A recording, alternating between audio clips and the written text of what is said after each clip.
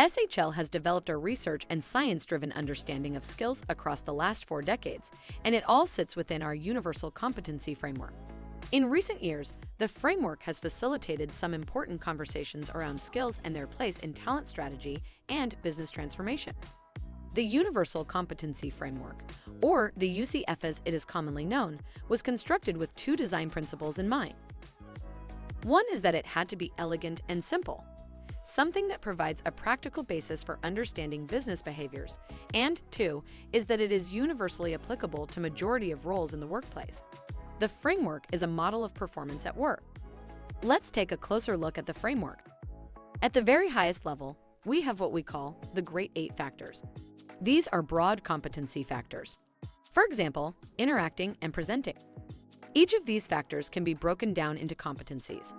There are 20 competencies in the UCF. Competencies are sets of skills which are instrumental in the delivery of desired results. For example, the interacting and presenting factor is made up of 3 competencies: building relationships, influence, and communication. Competencies are generic and apply across all occupations and jobs. They determine whether people will acquire new job knowledge and skills and how they will use them to enhance their performance at work. Now we can further break down competencies into individual skills. In the UCF, there are 96 skills, all found in this 3rd tier, which we sometimes refer to as our skills taxonomy. This tier represents business skills, or soft skills, in a way that is comprehensive and usable.